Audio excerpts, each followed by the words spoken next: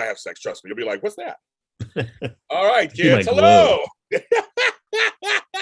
We are here. It is your last show of the soap block here on JLJ Media. Yes, the number one show here. And it's me, James Lott Jr., JHM Spotlight. Of course, here's Frank Moran, your buddy. Hi, everybody. We are here. It's a little cooler today, Frank, in LA. Oh, boy, was it hot yesterday. Woo, doggies. It was. That yesterday, it was weird because I was on the phone 2 days ago because Friday was hot too. And it was 9:30 in the morning. And this is my room, folks. My bed's over here somewhere. You can't see it. You'll be invited. But anyway, so I'm laying over there and my window, it's all windows. I have these room darkening curtains right here. And I could feel the heat on the curtains at 9:30. I went on my phone in Inglewood. He knows where I live, in Inglewood. So I'm close to the airport, close to the water, it's usually cooler. It was 96 degrees already. In Inglewood. Get ready for summer, everybody. Oh, get ready for summer. Frank, I want May gray and June gloom. That's what I want. Yeah. Hold off until September. I don't want anything, or August or whatever. I don't want anything. I don't want it, Frank. Okay, kids. Yeah, let's do this. Okay. Why Don't We Spotlight is out. We posted it everywhere, so you can go and check it out right now. We talked the whole Diane and Jack mess. And okay, Bold fans, we just finished the show. It is out there for all you to listen and or watch. We talk about the soap fans, talk about Bold Live, and the big twist. So check that out, kids. I'm sure you're gonna be yelling at me, of course, in there, but check it out. It's there all over the place where Bold and Beautiful are sold. Check out there. And Dish Days will be on after this. Our chocolate twin over there, and fellow ISA award winner Tony Moore, and his crew will be over there doing Dish Days. So make sure I say those things. There is a new GHW Deeds out where I ask you a question, so go answer the question. And next week will not be here. I will be in Sacramento with my family. First time of the year. So I'm very excited. My kids and grandkids. Look at that. So I'll be doing that. I'll be with the kids and grandkids for Easter. So I'll be gone the whole weekend. So in terms of soap twists, James, is it too soon yet to rank the Bold and Beautiful either above or below the Days of Our Lives time jump? Ooh. Too soon. I gotta see it play out for a little bit. Because even with the time jump was shocking, but it was the next 6 months that made it that short of the story. That made me like the storyline. Because they had to unfold everything.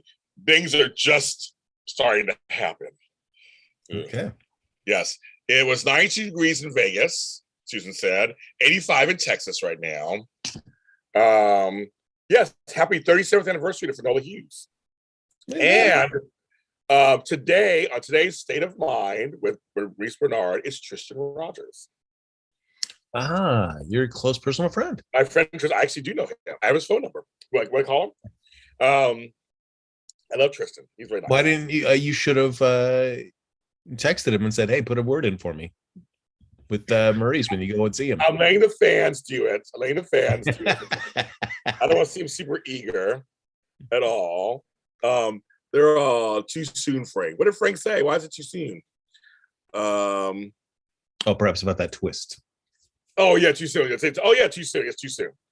Do you and your family do Easter service too? Well, here's what's funny. So my family is Catholic. I'm not Catholic anymore, but my family is Catholic. My mother does Lent and all that stuff. But what's funny is last 2 years, because of COVID, I haven't been with them for Easter. So I actually don't know what we're going to do that day because I haven't done anything with them. I come up Saturday. I'll be there till Tuesday. I don't know. That's a big question. I usually get there and say, everybody, Papa Jamie's here. I'm yours. I do it every time we do. So I have no idea what they're going to do. So I just don't know. I'm going to pack clothes and go to Sacramento. I have no idea what's going to happen. Because last 2 years I couldn't. Well, 2 years ago I couldn't because we were just on lockdown. And last year I was just getting vaccinated. This time last year, actually, I was getting my second dose. I think around this time. So I got sick both times. When I got it. I got sick for a day. One day I got sick for 1 day, and that was it. And I was like better again. Like, oh, I'm better. So they said maybe it was working. So anyway, so I didn't go. So this year I have no idea, you guys.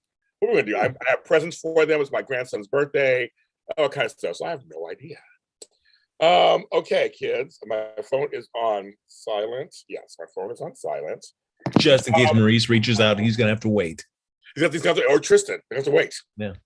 I'm doing a show with Frank right now. There's no all Sorry, guys. So he's going to wait. He's all mine now. That's right, for the next 10 hours. So here's the deal, kids. Here we go. Krista, you already bring it up. This is a storyline I'm going to start with now because I thought of Frank. Oh, well. Yes. So Frank, on Friday, it's literally been revealed. Harmony is not the real mother, of course. Nell and Willow were twins. One was given up in the black market. She kept one. And so they're twins, and they're Nina Reeves' daughters. How do you feel, kids? How do you feel, Frank, after all this?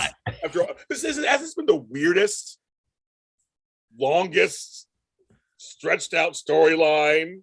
It's weird, right? I really wish that they wouldn't just have put a number on the number of kids that Nina had. Brendan coming in, Neil's brother, and saying, but had 2 children. Like, I rather would have just been like, give it a bang, and it can just always be a story point we can come back to years and years from now. Just any other new character, male or female, that's around that same age, could also be another. It's like, no, they weren't identical twins; they're fraternal twins, and there were 6 of them. That's that's hilarious. That's hilarious. And we could just keep tying more people. I'm another babe. I'm holy cow. That would be funny. Sasha, Willa, everybody's like quadruplets. Sure, yes. Why not? So keep yourself. You got to keep that open for future casting choices that you're going to be making. That's actually characters. So I'm just glad for us to have an answer, and I guess this makes sense for why she would want to kill Neil, because he knows the real deal. So I guess it was only a matter of time before their paths crossed, and he would blow that out of the water. But so yeah, it kind of makes sense. And for one, I'm just glad that we got to it, because it's just been kind of dancing around for the longest time. And for us, I loved it that it just, we had the texts, and then it just boom, it came out. No dragging it out on Friday, which I loved. But Frank, and I thought when it came out, I was like, oh, okay, I guess it's all out now. But I was thinking, we've been talking about this for years, it seems like. We have. I mean, Nell died. The actress left. I mean, they're still kind of talking about it, not talking about, well, I guess partially there's COVID too. I have to remind myself, there was no show for like 6 months. I have to remind myself there was COVID too, I guess. But it still seems like we were talking about it off and on, going, what's the point, right? This whole daughter thing has been going on since Sasha. It's been going on forever. Yeah. It's been the longest thing with Nina. That's just been her basic defining trait.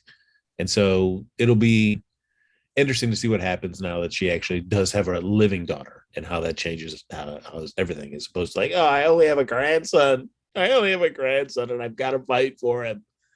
So yeah. I'm glad we're doing it. And who knows if this was always the plan, or they were originally was just going to be Nell, and now they're like, well, that kind of went bust, and she's left the show, and so maybe we try something else and see if we can try the storyline over, where Nina can actually have some time with a living daughter and generate the drama from that. As they try to kind of reconcile, because right now they're certainly very far apart.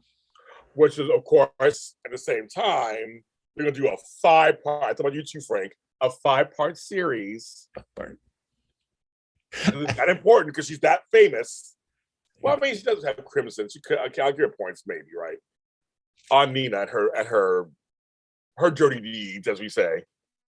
Yeah, I mean, I guess if you put yourself in the world of people who are deep into gossip and high fashion, even though Crimson is not that gossip, right, but it is a popular magazine brand. So I mean, I guess if you compared it to Anna Wintour, so I mean, if people wanted to, for me, it's like I know of her, but and you hear like the little she's well, I mean, Devil Prada and all that stuff. But as a pro, I'm sure there's those people that are just all in, and they want to know all the dirty details about Anna Wintour's life. And so I'm sure they would read that up. For me, I'm like, okay, cool. If I ever got a chance to read it, it might be an interesting read, but it's not like one of those where I'm salivating to read the 5-part series. And I did like that Michael already beated it out. It's like, no, I know it's going to be so good. It's a 5-part series.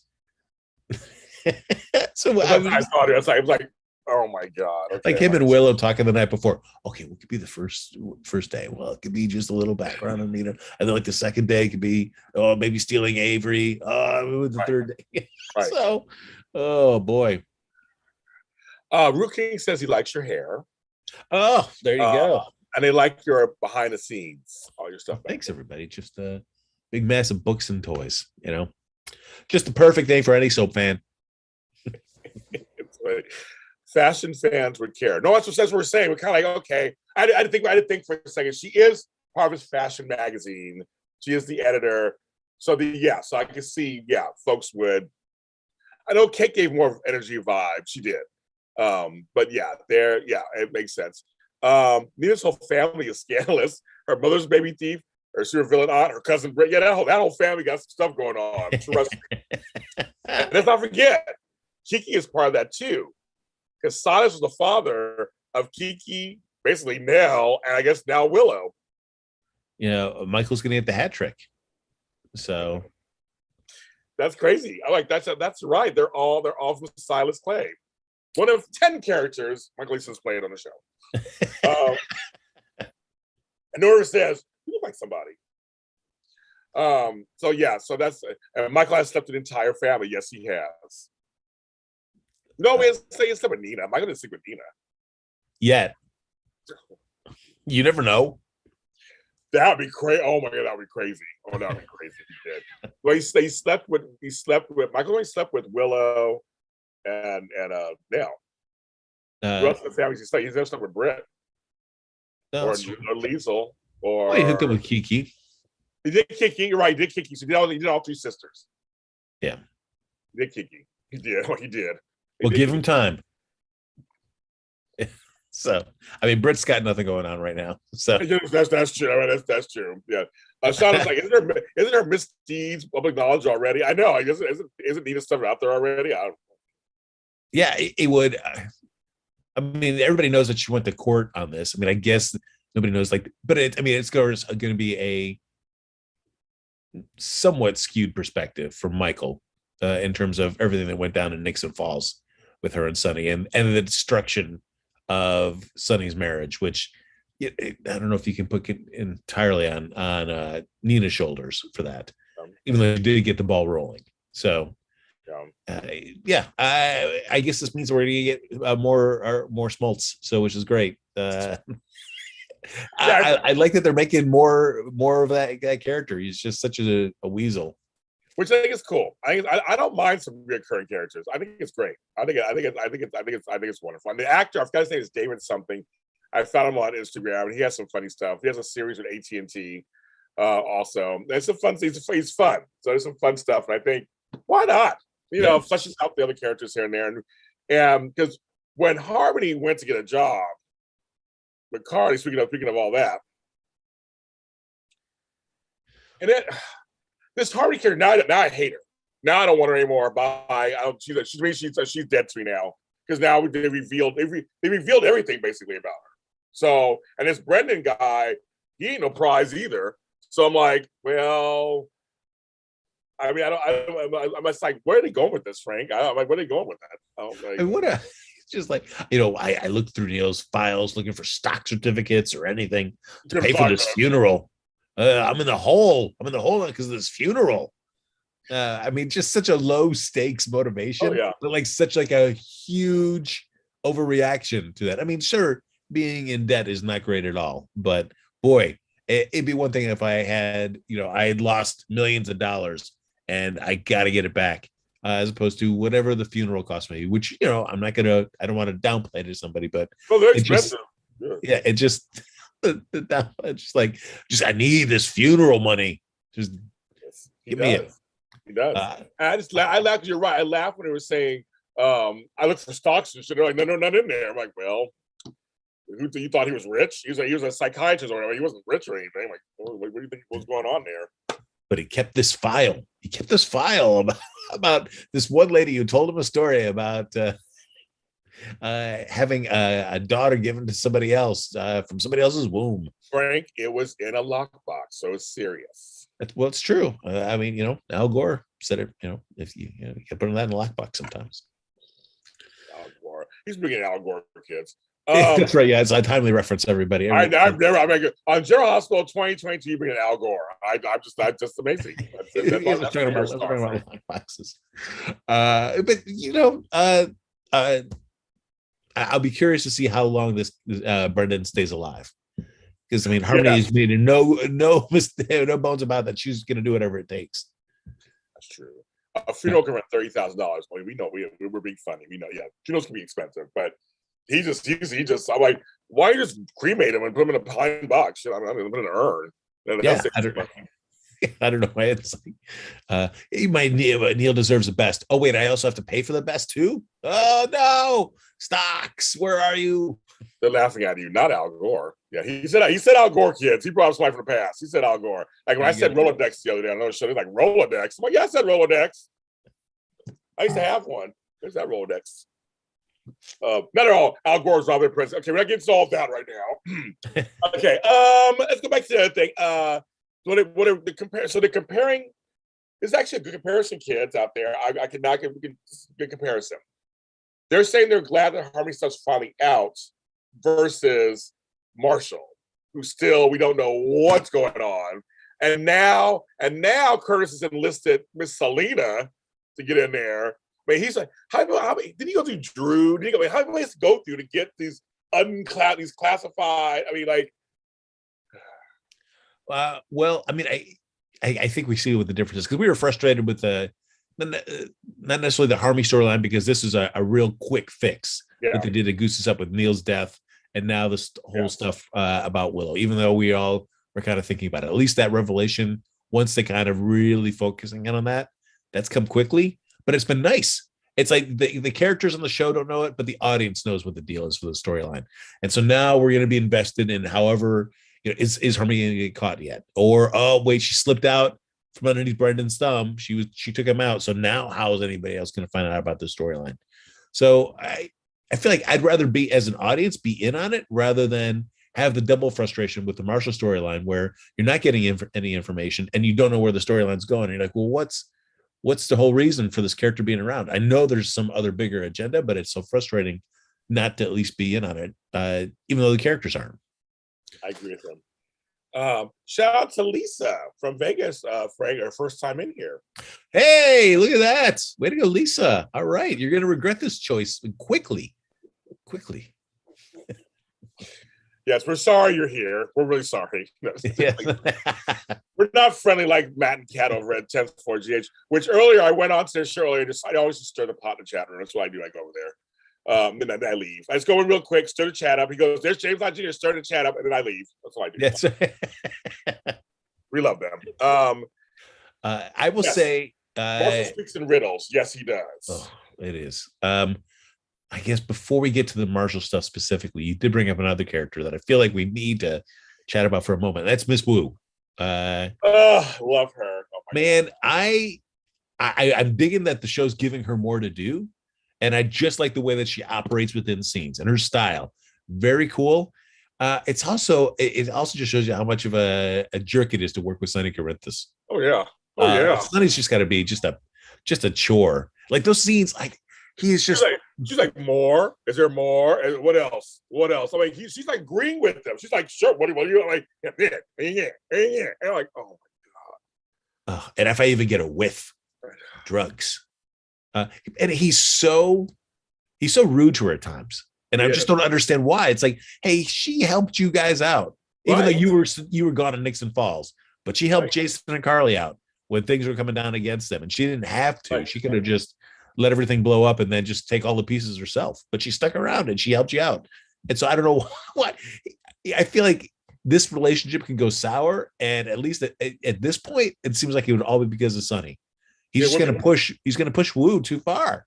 And Right. I will not blame her if she's like, we got to take Sonny out because he's just a jerk to work with. I know he's so rude. Everyone I see in chat room, everyone I think agrees. I have an online love affair with Lydia Look. We go back and forth all the time. I just love her. I'm gonna get on the show. I'm getting her on the show. We're working on it, but we just keep going back and forth. Everyone loves her. I think this is a great example of she's actually been around since 2015. She come on like once a year to do an episode, and there was only a couple of years ago, a year ago, they started really pushing her up. And I think this is a smart idea. It's because one is that they're actually establishing her. They're saying she actually got people out into deception. Like, how smart is that? Sure, why not? And she also does this. She has a card thing going on. She is a mob boss, that too. Oh, and also I want to mention, shout out to the tall, handsome Asian man, Mr. Lee. That's right. With retreat Brits. Again, I'm sorry. I'm just saying, people come in beauty of all races and sizes and shapes. I'm just glad that this is the Asian quarter family, that they actually had an Asian. We have Johan. We have Johan with Victor. It's like he's a lost puppy sometimes. Like, really? Like, I just want to be there for you, Victor. But then we got Mr. Lee, who was silent, just kind of brought Brit over to her. And then Selena also is setting up her whole thing with Brit too, letting us know, I know your father, and what you did in 2016. So anyway, we'll go into it. I'm just saying, I kind of like this. She's fun on Twitter. She has fun on Twitter. I just like that they literally are setting up this character in these very creative ways. We're getting to know a little bit more about her, and it's happening kind of fast. It's really good. The pacing's good and everything. I don't know if that's one thing. Yeah, I mean, I feel like, and I'm all cool with, because it's been going on. They used to have 5 families until now that it's just the 2 families. So clearly, multiple mobs can run in Port Charles without any issues for the most part, until we had the fallout with the 5 families. But overall, pretty smooth. So I feel like this. So I'm all out for building up Selena Wu's profile and seeing her more stuff, and just seeing how another mob boss operates inside Port Charles.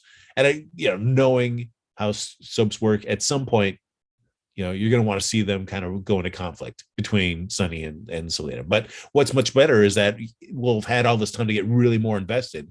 And then it's not like an easy thing about who you want to root for, which is always the best thing that can happen for soap opera. So I love that.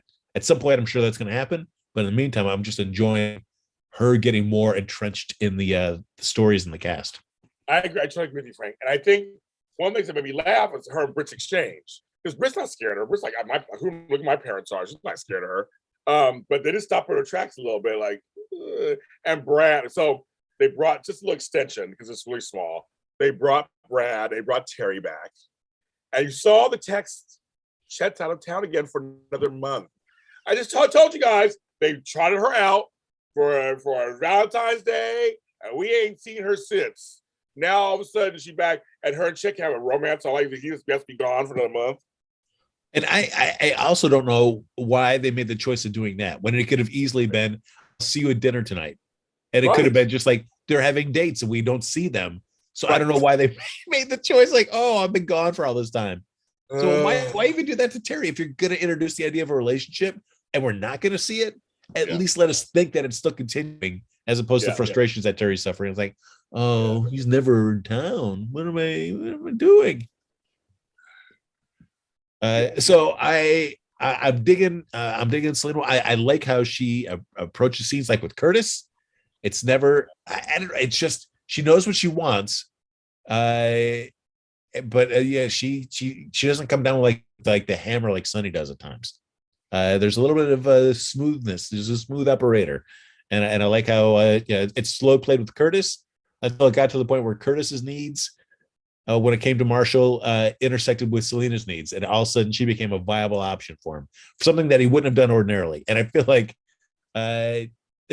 Drew, for one of his connections, I don't know why he's dismissed Drew so readily. I know. Understand Sonny gave him the brush off, and Sonny had his reasons why, so I understand that.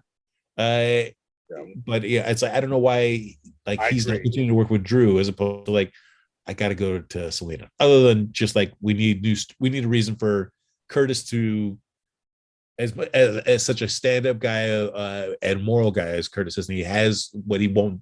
There's things that he won't do. We get him to the point where he's going to compromise those a bit, so we can get a more storyline generated for him. And I feel like at least the Marshall thing is a way to get there, which is at least somewhat believable for that. Oh, Curtis and Selena have chemistry. Oh. Who doesn't have courtesy with chemistry? Yeah, that's hashtag John L right here. So yeah, and we met him in person several times. We met him in the studio. Oh, I mean, when he walked in with that shirt off for James, oh man, James was like one of those cartoon wolves that you see like in those old cartoons where just his eyes just came out. That was me. That was me. Auga. Now, he didn't have his shirt off, folks. It's just a rumor, but it didn't happen for real. I wish it happened, but it didn't happen. His shirt was on, unfortunately. No. Well, for the show, but he entered that studio. He entered that studio shirtless for a hot second. So we got that was pre-airing, everybody. Yes. We did get to see that shirtless Donnell Turner for a hot second. It's hot. Oh, anyway, I'm just reminiscing. But yes, he does a great. Well, my thing is, because this actually leads into the Marshall and all that, because he's trying to get more information. He dismissed Drew. Like I said, I agree with you, Frank. I don't know what that's all about. But there's something going. Now I'm like, I thought I knew what might be going on. Now I don't, because Stella collapsed, and it was a panic attack. And she told Marshall on that phone, if he asks you anything else, you say none. You stop it right now, or our place in this family will be in jeopardy. And then when he said to her, okay, it pissed me off. When he said to her, I'm his family. And he walked off, and she got stood there. That's what started the whole stroke, or not stroke, the panic attack. When he said, I'm his family. It's like, what's going on? Now I'm a little intrigued, kind of, and now Stella's involved. Something's going on. Like, what's going on, Frank? Yeah, I mean, one, always great if you're going to give Stella more to do. That's always. I mean, that again, everybody I know that you feel like, oh, he's dead inside, and I am absolutely dead inside. But I will absolutely acknowledge when a character has won me over, and Stella was somebody who initially came on the canvas and just irritated the guy. I know that is did, yes. Yeah, but they've done a lot with that character. And I think the big crux of it was, and we've talked about it at the time, was that the trio family counseling scene between Jordan. Yes, oh my God, it was so good. Oh, that was such a great thing, and that did so much, I thought, for that relationship and that character.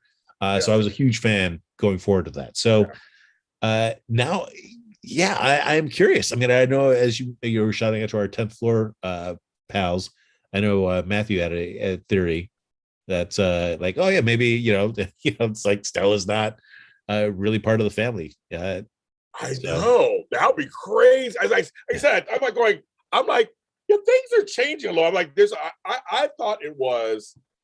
I thought it was going to go the way of Marshall. There's something really bad. She covered it up, of course, with her sister. And then I thought maybe she's Curse's mother. And I was like, it would be interesting. But now they make it seem like she's not even part of the family.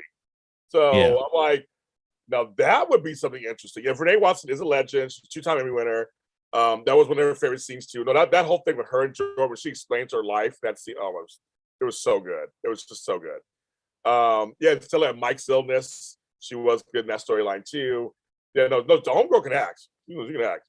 But now I'm confused. I'm kind of like, so now I'm a little intrigued now, because now her Marshall something that's really intense.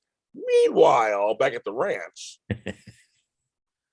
we got Portia still holding that secret about Curtis and the paternity of Trina still happening.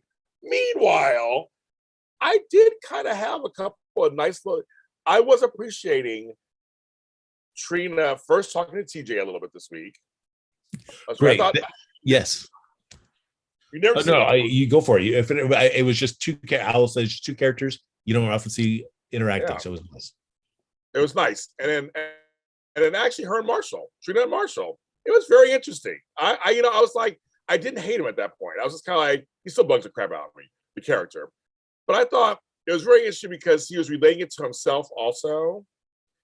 But back to the cheating. So for me, it was just kind of nice seeing this little family dynamic happening. This kind of blended family, all kind of happening. So that was kind of cute. I love those kind of scenes, those kind of scenes, like different scenes.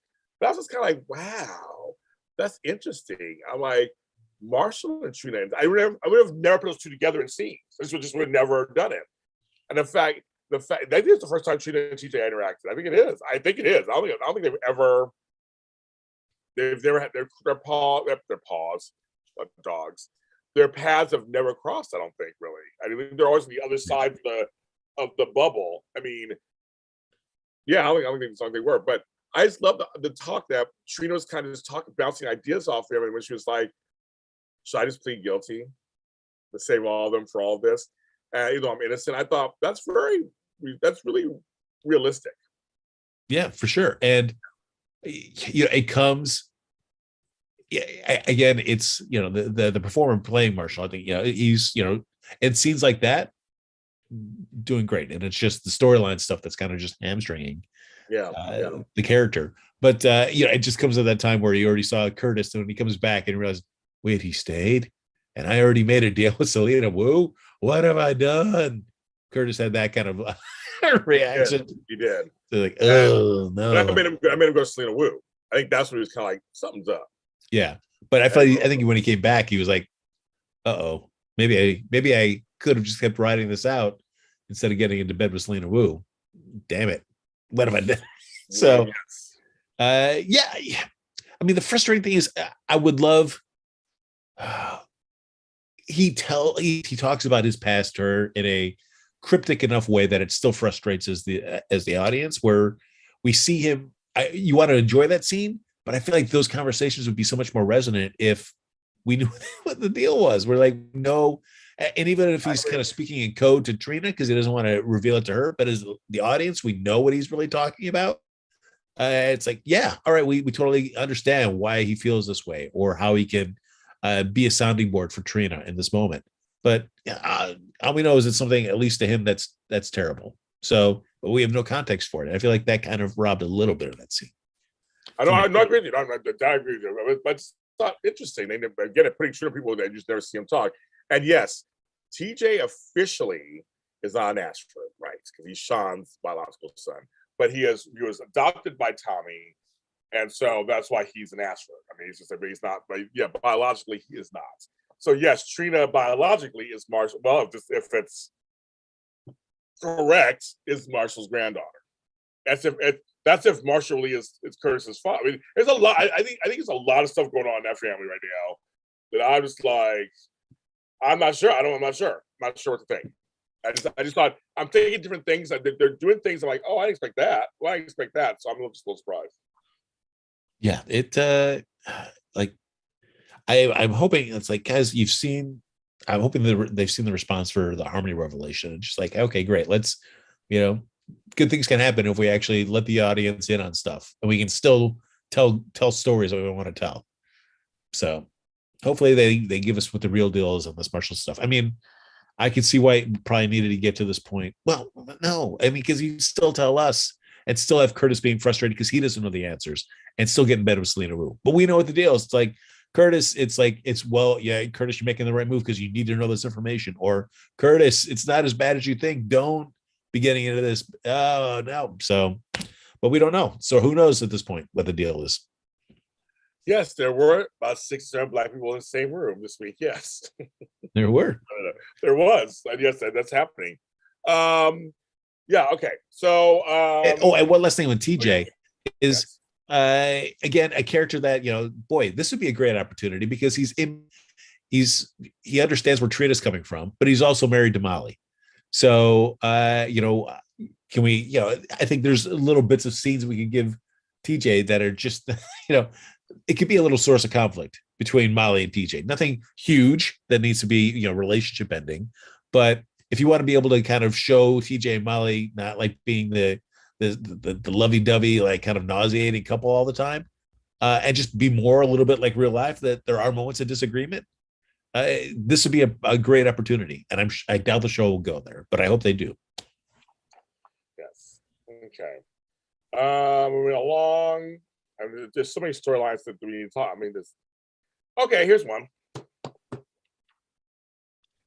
I actually enjoyed this conversation because it felt like a cat and mouse game in a sense. That was Victor and Laura. They're both like she's kind of like the matriarch of the family, and he's making himself the patriarch of the family, so to speak.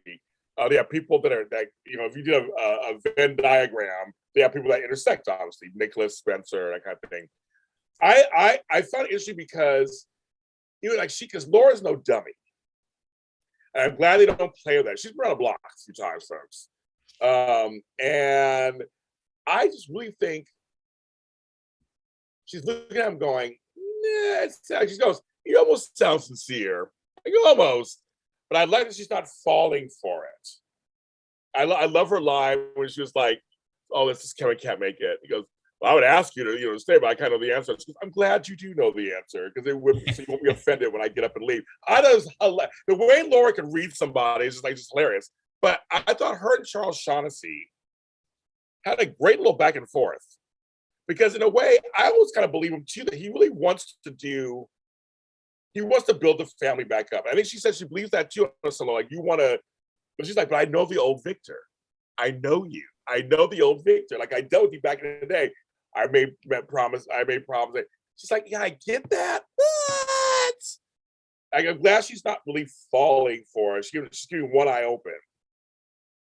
But do you believe Victor though? I mean, like I'm just kind of, I almost kind of believe it. Like maybe he does want to build the Cassadines and this big thing, but it's nefarious because we're going to. I mean, we're not even getting into yet, Frank.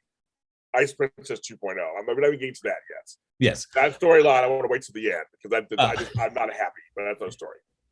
I feel the frustration with Victor as much as I'm enjoying the performance, and I do like him being around and mixing it up with other characters. Great. That we don't, it's just frustrating that it's always Vegas when it comes to whatever his agenda is. And it feels like as he's trying to get people on board, especially somebody like Laura, somebody that he knows that he has a past with, and definitely Laura has a past with the Cassadines just in general. Yeah. To be talking just in vagueness to her, it's just like, at some point I'm like, I want the show, just tell us what the deal is. And again, if it wants to just be a thing where just the viewers know, so at least we have a better context of what Victor means and all this stuff. It's like, why are we still playing vague for this long that he's been talking cryptically about whatever his agenda is? And we don't know what the deal is. And so it just gets frustrating in these conversations because I just want somebody to say, what exactly do you want to do? Please. Because how many times have the conversation happened between Victor and Laura, and while I enjoy seeing them off of each other, at some point I just need like more definitive, like I want to do this, and have Laura go, holy cow, there's a Cassadine that's trying to change his spots. Maybe that's the case. And can I, as somebody who's endured all this lifetime of stuff with the Cassadines, can I also change and accept the fact that another Cassadine wants to do good? Or it could be very nuanced as well. His intentions might be a little bit good, but also a lot more benefiting whatever the Cassadine agenda is as well. And so can Laura look at that as well and analyze that? It's just like I need to know what the plan is, and it's just frustrating. I agree. I think everything you say. Actually, I just agree. That's it. Good night, everybody. Okay, take care. Take care. Bye. Thanks. I agree with Frank. No, I do. I'll just add to. I'm liking that we are not sure, possibly, kind of. But again, I'm with you. Like, let us in the winks. Let's like kind of winks us. Let's tell us he really is a bad guy, or he really is a good guy, but he's going about the wrong. Like, I want to know something. I just want to know something. Like, maybe he does care about Nicholas and stuff. You talked about how Nicholas, found him. Yeah, didn't say anything. I mean, this whole thing. I'm like, maybe they are. Maybe Nicholas. It's like these are Cassadines. Make them to who they are. Where they are treacherous. They are cutthroat, but maybe they do come together when it needs to come. I mean, I don't know. I need something more too, I think. So I agree with you. Yeah, it's just like, I mean, I'm all for Victor having a change of heart, for after his time at Crichton Clark and whatever when he was in hiding, and he wants to now with Helena out of the way, Stavros out of the way, and he sees his family fractured and seeing this is somebody that's like, well, I've always kind of been a little bit more in the shadows of the Cassadine brother, but they're kind of not in the spotlight. And so now this family's broken. Maybe this is a way to come together. So he may have his genuine best interest for the Cassadines in terms of bringing them to the family unit, but then whatever his real agenda to make that happen may not be the greatest thing to do. Which I'm great. I'm all for, especially for a character that I'd like to see stick around for a while, having a more nuanced kind of agenda. But I also just want to know what the agenda is. Let me go. Like I can see a little bit of the good reason that he wants to do this, but I can understand how terrible it would be if he actually pulls it off. Yeah, I get it. I'm with you on that one. But the part of the storyline that I don't care for,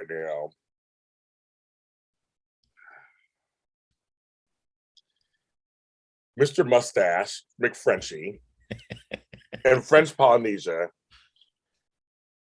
Felicia and Anna and Jennifer Smith.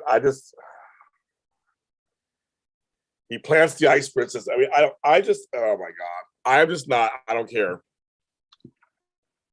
I mean, again, we needed, I guess, another scapegoat. There's one more reason why, this plan can't be known yet. And, we've scapegoated Jennifer Smith. I was curious to see who Victor was going to pin this on. Right. And then as soon as I saw Jennifer Smith, I was like, oh, all right. Yeah. There we go. So that's why he's not returning Homegirl's calls. Yes. And I mean, however this plays into whoever she's working with for the West Coast operations. So who knows who's on the other end of that phone call? Well, remember, Selena said to Sonny, I've heard rumblings of a West Coast mob family. And then Jennifer was like, yeah, we could take over East Coast and Port Charles. Dun, dun, dun. Yeah, so who's her West Coast guy that she's talking with? I guess we're waiting to find out on that. Lorenzo Alcazar. Hey, why not? I say why not, right? I say why not. Yeah. Yeah, I mean, and is this Ice Princess the real one? Is it a fake? Right. Who knows? At least they gave Anna the smarts to realize that like, hey, okay, maybe this is Victor just playing another one on us, which is great. They want to have that cat and mouse, so I'm liking that. But also just like this is another episode where I was just watching. It's like like the WSB is just just like a more glorified version of the PCPD. Basically, they're as competent or as dopey as the needs of the story have to be. They are. It's like, well, they don't care, so they're just closing the book because they got the Ice Princess and they're not going to look anymore. Like, okay. Like the WSB agent that came to talk to Tracy about the Ice Princess, that scene was just like any new cop that comes into PCPD. Yes, exactly. And it's going to be like, I'm following the letter of the law, and I am not a human being.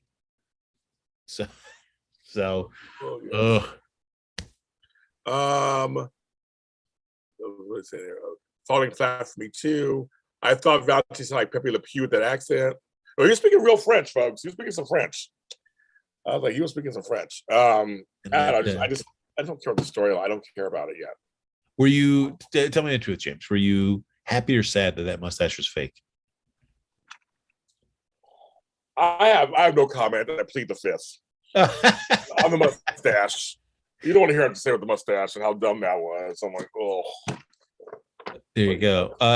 Did you enjoy that Anna's really into crypto? That scene too. So Duke left her money. That's right. I didn't want to use it, but I gave some for Emma's college fund. The rest I put into cryptocurrency. Of course, man. For emergencies just like this, when you got to get into a kind of clandestine black market auction. Is it easy or hard to get to liquidate that? I can't remember. I mean, Matt Damon says, fortune favors, the brave. Or the bold. There you go. Yeah. There you go. And Matt Damon's the man. Yeah. He's a born identity. That's right. And Matt Damon's telling me crypto's good. I mean, I can't argue that. No, you can't. I mean, shit. So, yeah. Frank, another storyline makes me happy. I'm just like, I should be excited, I guess. I just see, I was never a fan of the Guzzi years, folks. I was not a mob person. I hated the mob stuff. I was never a fan. Sorry, not a huge Sonny fan. He's fine. But I was never a Guzzi fan. Just all the shootouts and I like this version because there's not really much of that going on. It's more just behind the scenes dealings. When it comes to the espionage, WSB stuff, I don't know about that either. Back in the heyday, yeah, I was totally into it. Now I'm like,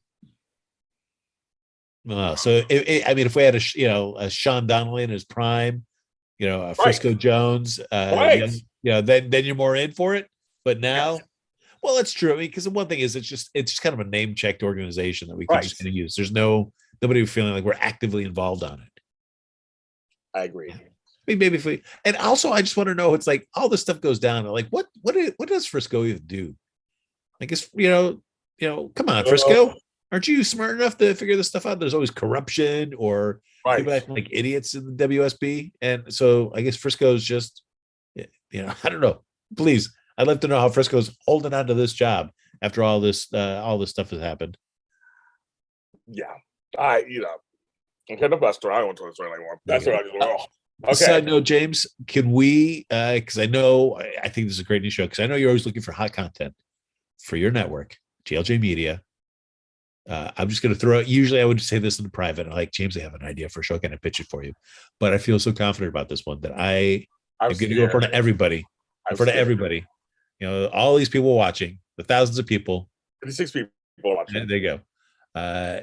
I'm pitching the show live just to get your reaction because I feel so strong. I'm scared, you guys. I'm scared. I'm listening. All right. We do a podcast, James, or a YouTube series, or both, where you and I both try to enter the world of cryptocurrency. And we see what happens. Frank, I don't even know what cryptocurrency is. I mean, you could say NFTs. I don't even know what that stuff means. I hear those words. They're like foreign words to me. They might as well be Greek or something. I don't know what that means. See, that's great. We're talking episode ideas right here, right now. This is my 5-part series that I'm beating out to you. Well, I mean, I always see like on PayPal, they're like, yeah, if you was, subscribe, do this and get cryptocurrency, you make money. I'm like, would I make money? Like on $5? I mean, I don't know. Well, I mean, but think about it this way, James, is that you can also write off all this because we're doing a series about it. So you've got a little cushion there for you. So like James and Frank get into crypto. You're the name title genius for JLJ Media. Title right. A lot of crypto. Okay. This will be a learning experience. Don't play with Frank, please. Just don't do that. I'll think about it. Okay, great. I just don't know what crypto is. I know nothing. I don't know anything. It's episode 1 right there. What is crypto? Yes, we try to figure it out in real time. What the heck crypto is? Oh my goodness. I don't know. I know nothing. I love it. Folks, let James know how much you really want to see this series on JLJ Media, so we can make it happen. They're all, Frank, why your voice dropped like you're trying to sway us? That's right. What you're doing. Hello, everybody. Hello, everybody. Gotta put up my sexy voice for this one. What your voice is cheap on there? Wow. Hey, Frank. Stop it, Frank. Into some crypto. I'm scared. Also, okay, so this little short scene, it was like they're doing it one day at a time, apparently, and not the series. Yes, Frank does have a great voice. He does have a great voice. You do have a great voice. Oh, thanks, everybody. It sounds like stocks where you once pay for it, you don't see your money again. So seductive. But it's like, yeah. Okay. Liz and Laura in that situation. So did Laura come over? Yeah. So she did come over. She did come over, and then Liz took a nap, I guess. Yeah, that's okay. Okay, thank you. So I'm not crazy, right? Like there's a scene.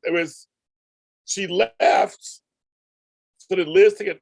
I was so confused because she just all of a sudden was walking and saw a man. And then she woke up. Like, well, then how long? Yeah. So I mean, I am assuming that what we saw was just kind of a sort of representation, perhaps, of whatever she might have been doing, and then she woke up, so she doesn't have memory of her actually, possibly painting that sign. Don't forget me. And who's the man? Yeah, I'm really curious to see what this is. I mean, it didn't sound like Franco, so and it's an easy enough voice that we could get to do the Franco thing. So I'm hoping maybe it's more much like Laura back when we had to uncover that huge drama in her life when she killed her stepdad. So so maybe this is a better done version of that there's some deep trauma to Elizabeth that she's covered up this whole time, that Franco's death and subsequent fallout is just kind of cracked open. Maybe. But again, let's get to it, everybody. Yes, I agree. I know this is another one of those long, weird storylines. It was kind of like it's just so weird. It was just so weird. The cut of it. It was like, oh, so she was laying down. So like, I go, well, so what's the whole thing? Because Laura's like, I've known your father for years. Clearly, she has. I'm surprised too, but they keep teasing us with Jeff Weber, Carolyn Weber, Jeff Weber, Carolyn Weber. Yeah, I understand that, and but I also felt like it hit those things that we've talked about too, where it's, for whatever reason, they decided to not really check in on Elizabeth through all the stuff that she's, had to endure being a soap opera character. So, yeah, that's true. Again, it's one of those like a typical soap thing. There are real life things where you don't include characters on shows, lack of interest or storyline or actors not want to play the role, and then years later, writers say like, "Well, hey, why don't we turn that into a story point that we've never seen these characters at all, and they've never been around for all the stuff that Liz has had to endure." So here, let's tell that story. So, in one sense, I hope it's more than just Franco's death that has caused this. So I hope it would be something a little bit more personal to Liz, because I mean, a more hidden backstory. But we'll see what it is. Also, the show tells us in like 2024. Well, we have a new Aiden also too. Nice. Glad to see he still lives there. I mean, he's spent so much time still sleeping in other people's places. Yeah, lies back home. So we got Jake, of course, with the 70s hairdo, and then we have new Aiden, of course. Cameron busy dealing with his, sex tape. But so this is a DID story, right, folks? They haven't said anything. I mean, we don't know. I feel like there's no one else in the house. It has to be her. Now I remember what she's doing. And it's going so slow. It's going so slow. Like he's getting interrupted. So I was like, I don't. On to better things. That storyline's whatever. Ava. Oh, Miss Ava. I love to talk with Laura. And Laura was livid. Esme's not pregnant, bitches. She ain't pregnant. I was like, thank you. But when Spencer was like, take the test, the way he was saying it to her, it was like the rest of us in TV land. Yeah. Take the test. And he goes, don't take it. I love the fact that he was on her about it. He was totally on. He was like, she's like, oh, you don't care about me. He was like, no. Take the test. Will you save me from your uncle's study? Like, I'll save you. Just take the test. Yeah. Paraphrasing, of course. No, absolutely. That got frustrating. And I'm glad that he stayed on her about it too. And also, even with the extra step, we'll look at it together. I don't blame him. Yeah. Hello. And I loved it. I just think it was just so funny. But Nicholas is the one that I'm really confused about. I don't know why he's being written so dumb for this. And right. I do, but at least I do like that other people are asking him that same question too. Like, why are you doing this? Because Laura was like, excuse me. But Ava, when she walked in and little Miss Sassy Pants reading that book. Oh, Ava was good. Ava was like, oh my goodness. And I love when she came in, Ava snatched that book, tossed it over across the room, and was like, yeah, you need to go. I like that, but and then also you can just see Esme at work too. Is that when Nicholas comes in and Spencer is like, oh, I'm sorry, I didn't mean to get you riled up there, Ava. I'm so sorry. Oh, get out of your way.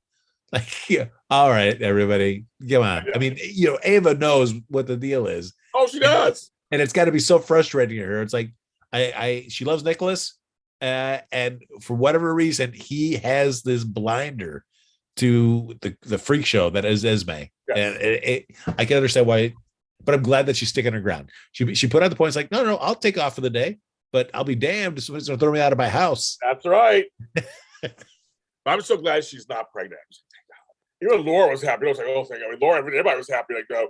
But she's like, but it's the way you're going to handle it. That's the problem that Laura was having. Like, hello. I was like, girl, who cares? I mean, you don't want to have it. But Maura West, of course, always kills it. But she, first of all, she loves treating like a daughter. Yes. That's just they established that relationship. They're friends, whatever. And she's like, Sonny was going to do that much to her. I just want to, scare her in a confession. I mean, like, I love that she stood her ground. She's like, I don't regret going to Sonny. I don't regret whatsoever. She's like, I don't care. And it's just like, look, I know I love you and all that. That's why I'm here. I'm not gonna let her drive me out of his house. So we will not be sleeping in the same bed. There are plenty of little guest houses around this property. Some cottages. Yeah. I was like, how big is this place? And so she could stay somewhere else, but she was like, no, I'm staying. She was like, she had tell her she's not going.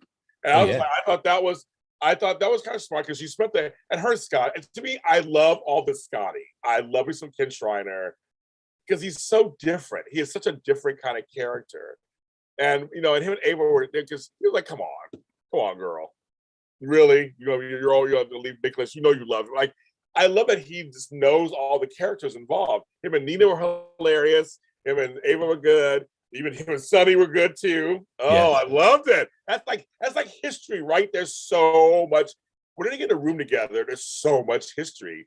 I'm flashing back to Karen. I'm flashing back to all this stuff. Just like this, and just Sonny has no use for Scotty, and Scotty doesn't care. He loves it. He loves dealing him.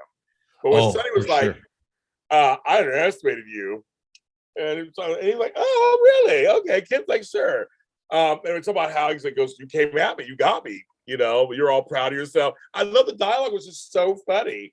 But Scott's just like, you haven't changed. You're not changed. You're trying to say you changed. You haven't changed. That's what I really want Scotty to always be able to tweak Sonny. Yes. I always want him to be able to be one step ahead of Sonny. I love that because I loved how he screwed him over in the court. By blowing up all that stuff, and whatever he's trying to do with Nina in this custody battle, if some way that he can also blow up Sonny a little bit while still achieving his goal, he can do it. And I'm hoping that conversation is leading us into him doing exactly what Scotty wants, but letting Sonny walk himself right into it. Yes. I'm hoping that is the case. Yes, because it actually it's really smart. He goes, I'm gonna come to you to be a character reference for Nina.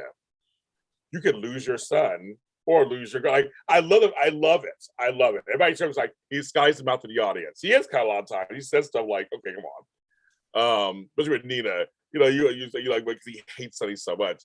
And he's just like, so you is it paradise and everything. I like the words he uses, how he needles them, how to get a little flustered. It's just it's so good. But going back to Ava and mixing with it's crazy because if they're going the route of Esme gets to Nicholas, them sleeping together, I'll be pissed. Because Ava called it out. She's like, she's a reptile. She's a snake. Like, she is not, she's this little wailing actress. She gets it. Like, Ava gets it. And there's another show, our friend Michelle Stafford, who he knows also, who's back paying Phyllis. Her character Phyllis had a line last week that we all laughed at. It was her and Eileen Davidson, who plays Ashley. She returns to the show, and there's a storyline where Jack finds out he has a daughter or whatever. And Ashley's like, Phyllis, I can't believe, what this girl's conning him. And so then Phyllis says this line. Michelle Stafford's so good. She goes, okay, before you say, I takes one to know one. Yes, I know one, me. And I laughed so hard, but also it shows, but that's her point was like, a schemer knows a schemer, a bullshitter knows a bullshitter, a person, a con knows a con. So like Phyllis was saying, no, I don't think I think this girl's fine. I can smell a con because I'm a con. I can smell it. I feel like Ava was the same way. Like it was like, okay, come on, folks. I'm Ava Jerome. Like I know. Like this little girl, and Esme is so transparent. And what's her favorite line? You see, you're taking his side again, or no one cares about me. That was a line. He said it to Laura that time. Yeah. Well, I'm like, yeah, he's my grandson. He's my son. Of course, he's son. Like, I mean, she does that all the time. But it just means the actress is really good, and she's good. And her name is Avery Paul. She's good at playing the role. But she's one of those just like Nicholas. Unless you have unless Frank, they're not letting us in on the whole thing. Which okay, I feel like that. I don't know. I can't give them enough credit for that. I feel like it's going to be just Nicholas being written dumb for this. I would love to be surprised that Nicholas is on this, but I don't see. I feel like the one person that would know would be Ava, because he knows how much of a like an issue this is for. I think if anybody, he would let her know that like this is what I'm really trying to do. Yeah. Because Ava can make it work. If they're running a con, Ava can act as mad as it needs to be to still keep up that front for Esme. So I don't know. And we're talking about Ava. We're talking about a woman that wore a black wig for the longest time, tried to be her own sister. It was great. Yes. I feel like Esme's plans, it's a combination, because I feel like the pregnancy plan was like her scrambling for a way to keep kind of connected to Spencer. Yeah, and she didn't have it all thought out. Like, all right, I've got the threat of this pregnancy test and it out there, but it's only going to buy me a little bit more time. And then a lot of her also is luck. Sonny comes in and grabs her, and that's she's able to take that and play it into her benefit. So it's, Esme's not a great schemer, but she's also got a lot of luck going her way too, in terms of how this story is breaking. Oh, sure, that's true. That's true. Because it goes back to the whole thing of like, well, Ryan was like, get out of this whole thing. Just try to get into the marriage. Like, why are you fighting with this man? Like, I get why Spencer sprung. Spencer is kind of still, so he's not in love with her anymore. I don't think he is anymore. Yeah. But he's tied to her. He's young. I totally get it. No, I mean, it's tough. It's somebody that you like, your first somewhat love that you feel like, and it's tough, no matter how bad it could be, to fully pull yourself out of that. Frank, you read my mind. I would think that if Nicholas had a plan, he would let Ava in on it. That's Annie going. That's why I like Annie.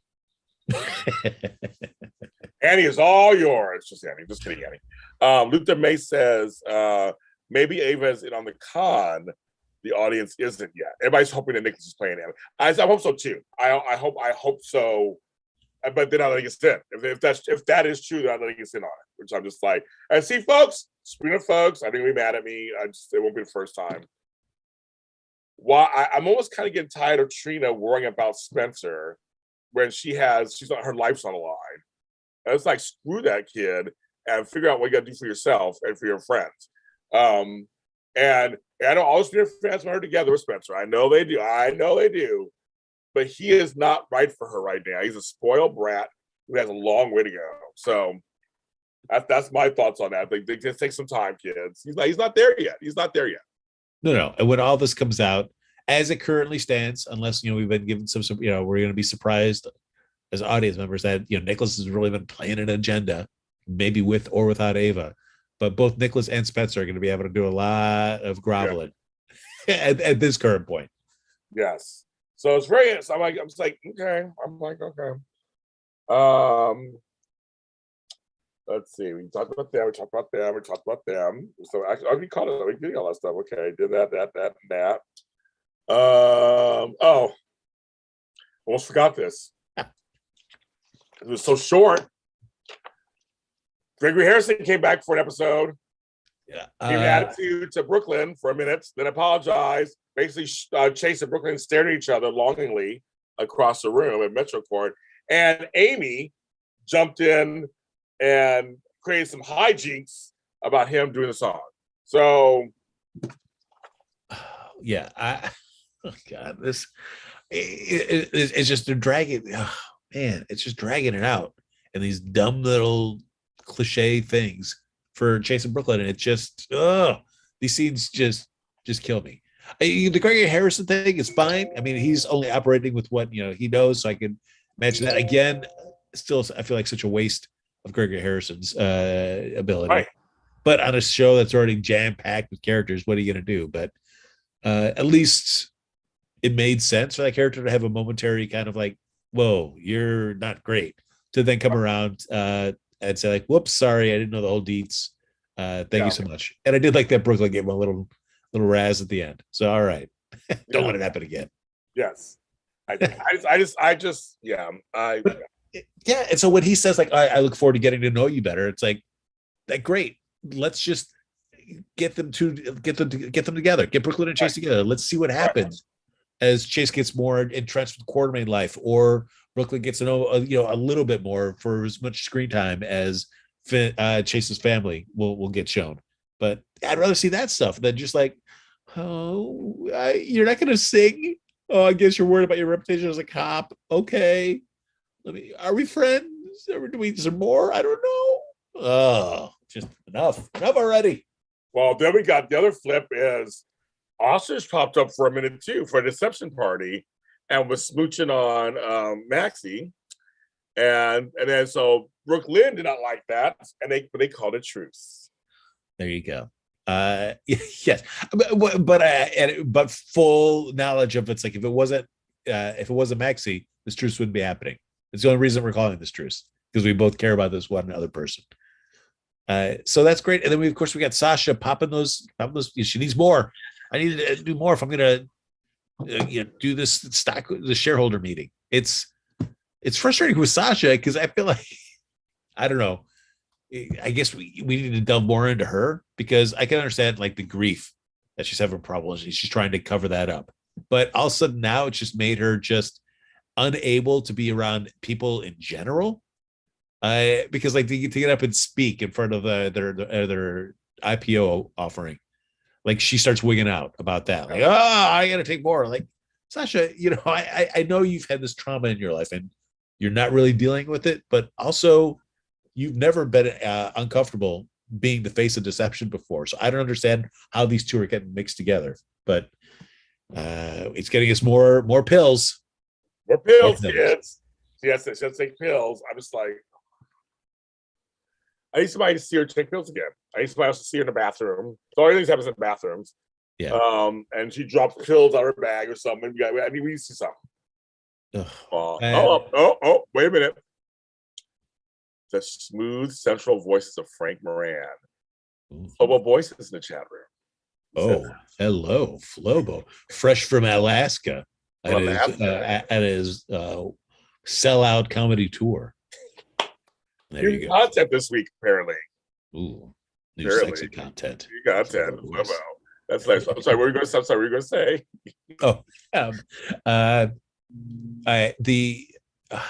Just with Sasha and the pills, and now it was going to be a really great point, James.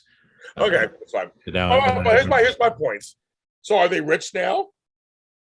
I guess. Yeah. Oh, my other point too is it was just Brando had that moment with Sonny where I feel like, are we still planting seeds? It was like, anything you ever need, I'm here for you. I feel like the seeds that we need, which I do like them, but I feel like it's just planting seeds for Brando kind of taking over the Jason role at some point. Brick is so right now. Brick is taking over at the moment.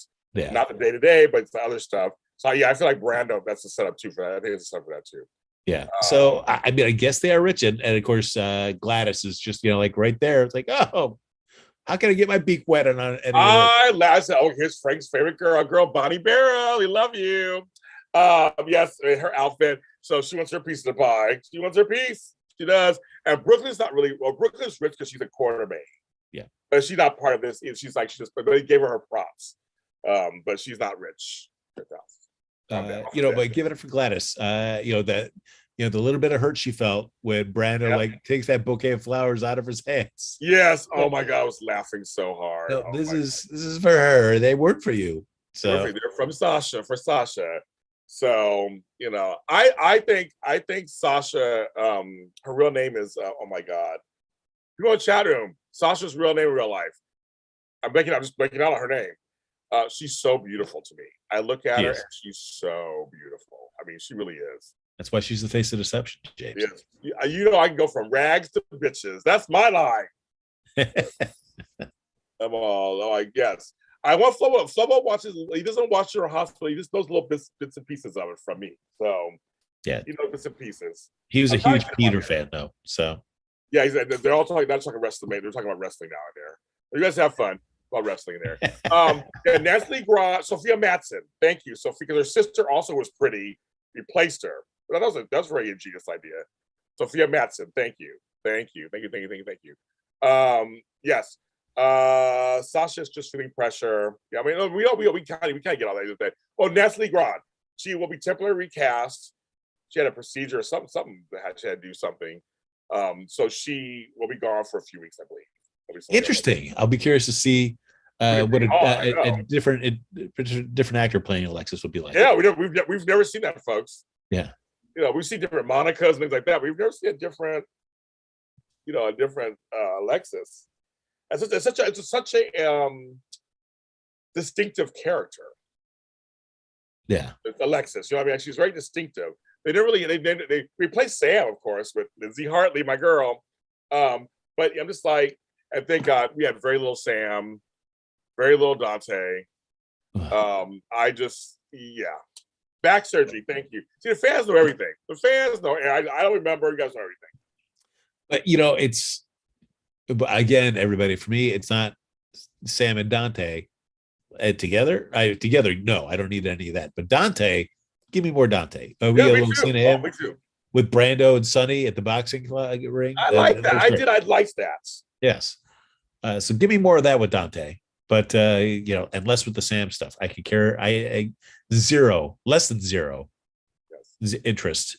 I actively root against seeing scenes with Sam and Dante. Flobo, we don't mention name Peter August anymore in this chat room. Peter August is dead.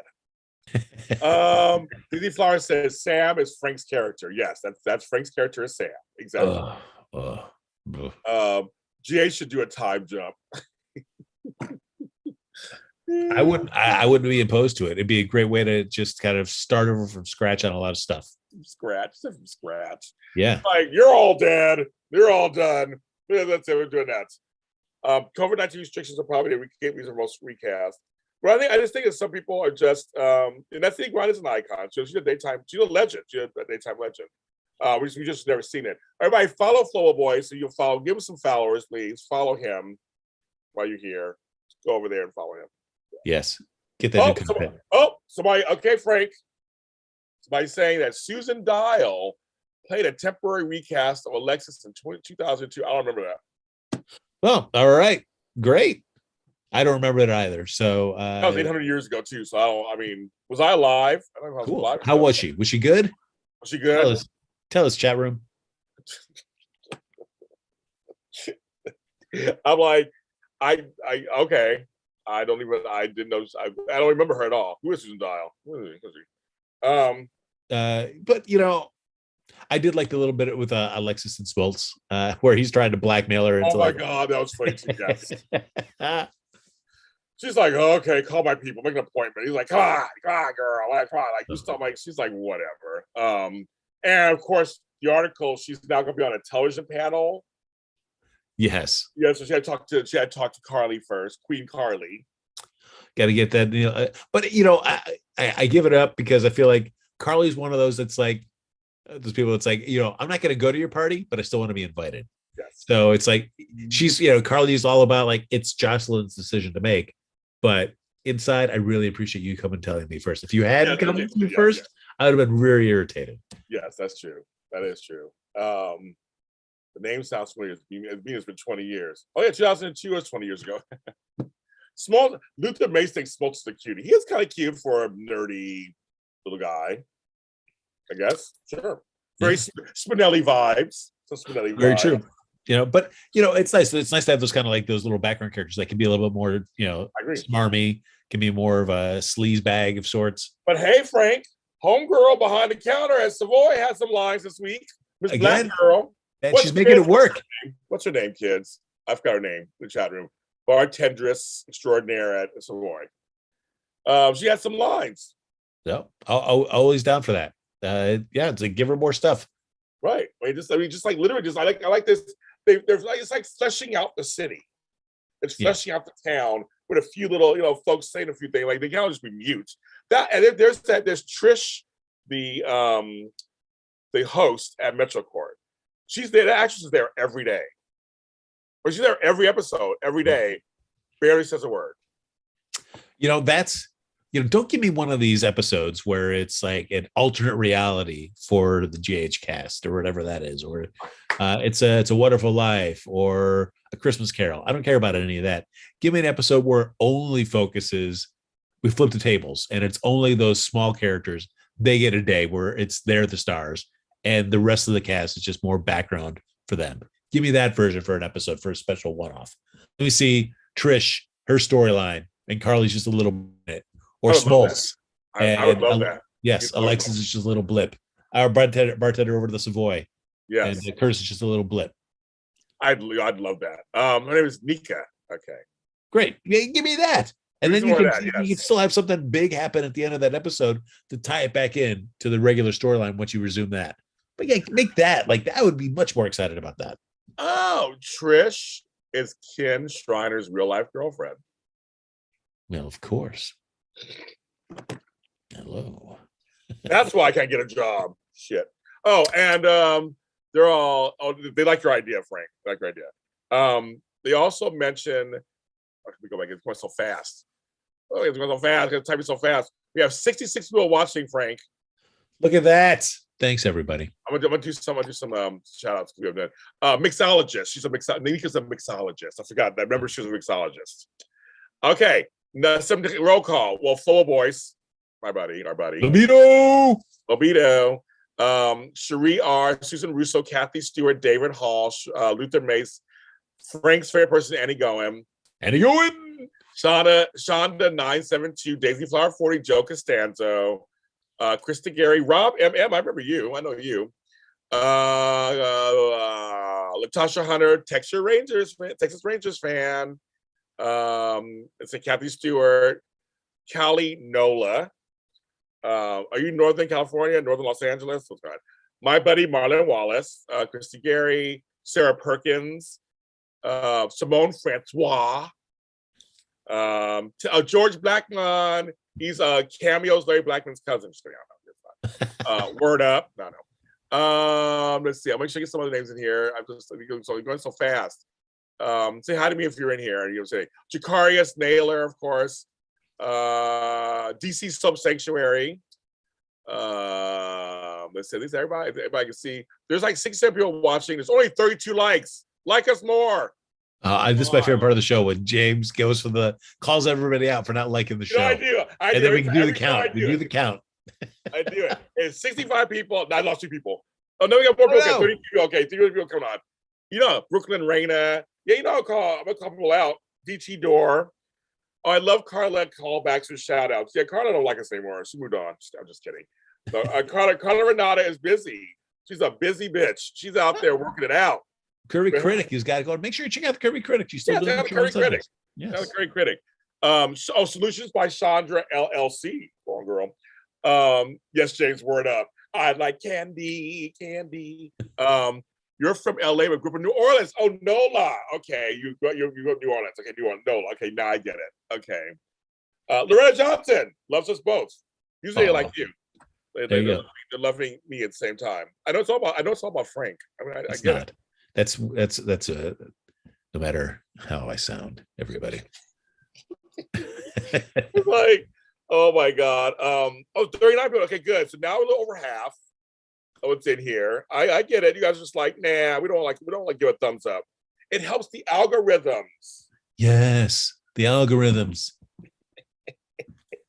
The more you do for JLJ Media, the closer we're going to get to that James and Frank crypto show. So crypto show. we should get Flobo to host it. That's right. Flobo, All-Star Crypto Show. All-Star Crypto Show. Wow, Flobo join us and we'll talk crypto. That's all I gotta do. I have no idea. Oh yeah, the Sonny Spencer scenes. I don't want to forget that either. I love that Uncle Sonny tells like it is. He don't care. Yeah. He don't care. And I thought he was smiling at Spencer, trying to stand up for himself a little bit. That he was like, He's like, Spencer, you don't know what you're talking about. I mean, I just love that. And Sonny does he does really care about Spencer. So it's just kind of funny. He's just like, whatever, Spencer. Are you done? He's like, yeah. He's like, that's everything I need to say. I love that Sonny was smiling after he walked out. Like this, okay, like kids. Yes. No, Yeah. Spencer's apology tour is going to be something legendary to see when that happens. And hopefully maybe this is the thing that really shakes him out of kind of his, privileged stuff, that everything that Trina's been calling him out on. But perhaps this is the thing that kind of starts him on that path of being not such a entitled person, which, could be interesting. Flobo came up with the name. Flobo came up with the name. For the crypto show. Oh, yes. Ready? All right. NFTV. Man, see right there, everybody, that's just a dollop of what you could get on Flabito.com. That's just he's been around James Lott Jr. a lot of time. That's why. It's crypto because money isn't real at all. So they would do crypto and flow. That's his own show. It's his shows with us. He has his own show. Not only spinning him off to another show. Yes, Eddie going, you and I go way, way back. About 7 years, yes. Yes, we go back a long ways. But yeah, I like NFTV. That hits right there. I love it. NFTV. There we go. Boy, be on the lookout, folks. It's going to be coming sooner than you think. No, it's not. This Friday at JLT Media. We're going crypto. They're like, yes, amen, Frank. Spencer apology tour. Yes, he's gonna be apologizing to everybody. Is that better than Bitcoin? Don't get started. I don't even know what that is either. Oh man, episode 2 right there. That's we're just tossing out episodes. I love it. Oh my god. Sonny gave him good advice. What do you think about who you give your loyalty to? Because man always deserve that loyalty, and that is true. Yes, that's true. That part that was good. Trina could have heard that as well too. Exactly. Yeah. I agree. Yes. What is JLJBD planning for daytime Emmys? So I have a show called the Daytime Emmys Specials here on JLJ Media, and you can listen to. I have a panel already. Lucretia Lyon, fellow ISA winner, Alicia Lyon. There's only one. Jerry Waggett and Walker Ragsdale and I every year talk nominations, any special news. We do predictions, and then we do the special after it's out there. So when we find out more, like when nominations come out, come to JLJ Media. I'm sure I'll post stuff for it. But if you follow me, Luther, I will actually. We have a show. I have a show for almost everything. Just not crypto and FTs, but I have other shows. But everybody, we know when he said that, there was that unspoken yet that's there. It was a purposeful. Nothing was said purposely. Next week predictions. I had no predictions for next week. I don't know what's going on. I think I saw the trailer, but I don't know. I don't even remember the trailer. General Hospital has a lot of storylines. Someone was complaining about that the other day, and I was like, yeah, but see, some of the storylines they take forever, so we get pieces of things. Like, we haven't seen Liesel in a while. I haven't seen they're mentioned. There's certain things that get dropped. Drew hasn't really been on that much, but they have other storylines going and picking up and going. It's just there's a lot of storyline going. This deception thing, it's all been going for a long time. So I have no predictions. I mean, I saw the previews, but I don't remember what they were saying. I know that for a while there was a Carly Everyday thing, and even you were getting a little exhausted. Yeah, I was like, it's been nice that it's been very little the Carly lately. Just like need a little breather. Yes, I mean, I like Laura Wright. I like it. It was like she was on every day. I'm like, I don't even want to see myself every day, let alone anybody else. I can't even run with myself, Frank. I mean, sometimes I don't look at myself. I just cover the mirrors. I don't look at myself at all for a day. It's like, for Drew, I definitely would like to see something more because he's doing a lot of supporting stuff and other people's stuff. So I'd like to get him a little bit more storyline centric of his own. That I did when he does go over. I did like that he goes over to Curtis's place. It's great. He was there. And then when he leaves, I do like the way that scene's all cut together. Is that he says, "Oh, I'm gonna take off," And Curtis says, "Oh, that's all right. I'm going to walk you out." So I was expecting to see maybe outside the front door where they're talking for a little bit about something Marshall related, maybe. But it was all next thing you know, Drew's out of the scene, and Curtis is back there. It's like, nope, I don't know why we even made mention of that. Nope. So I'll walk you out. You had to go like 6 feet, and we never even saw you say goodbye. He's just gone now. It was so weird. That was weird. That was totally weird. Okay, kids, how long have we been on? We've been on for 85 minutes. Okay, we're done. We're done, kids. That's it. That's it. We got to prep for crypto. So I know I'm laughing now, and all of a sudden she'll say crypto show on Friday. So yes, next week will not be here. I will be in Sacramento. I'm not doing a show from Sacramento, so I'll be in Sacramento, not wanting to be there, but I will be there with my family. So I'm not want to see my family. I just don't want to see Sacramento, but I gotta see that. But they live there, so I gotta see them. So no show next weekend. We'll be back the following weekend. But next week I'll be doing some daytime today, some JLJ this morning, blah blah blah blah. I'll be on that. So that'll be all out this week. So check those out whenever they come out. Frank Moran, if they want to follow you. Boy, you made thanks for making that seem like why anybody would even want. I know it's like that. I was like, yeah, that's kind of like where was I going with that? I don't. Sacramento. Frank says Sacramento. Flo says Sacramento is a great crypto community. Oh man, James, do some research while you're up there, please. Come back with some more info for us, more story, more show ideas. I love it. Oh my God, Flo, don't. Go ahead, Frank. Where should they follow you? Yeah, I know James is wants to make sure that you don't make a questionable decision by following me on social media. But if you do, if you want to ruin your life, do that at Happy Go Jackie on Twitter and Instagram. Follow at your own risk. That's what it is. Oh, and make sure to check out the American Rescue Dog Show May 25th on ABC. That's really cute. So, but we won't see your face. Will we hear your voice or no? We're going to just. I doubt you'll hear my voice. Sadly, you won't be hearing this sexy voice. But you'll see my name in the credits, everybody. Oh, look at me. I'm in the credits. It's Frank Moran. I know him on ABC. I know him. Yes, and the May birthdays are coming. So yes, it's Taurus season is coming, and I'm one of those. So yes, that's happening. It's happening. And you can follow me where all James Lott Jr.'s are, of course, at James Lott Jr. I'm also on TikTok. I did a new TikTok about a new coffee tasting. So go to TikTok, James Lott Jr. See me test out new coffees. That's what I'm doing. That's what I'm doing these days, I guess, on TikTok. So check that out. Of course. We're doing the Boba Fett show this Wednesday. We talk about just like Star Wars stuff. It's still a huge hit for us, Frank. So thank you for tuning into that. We'll take it, me, him, and John Dunphy. So that's on Wednesday night. So you'll see us today at 8 o'clock. And then, we'll see you guys in a few weeks. Everybody take care of yourselves. Don't do anything I wouldn't do.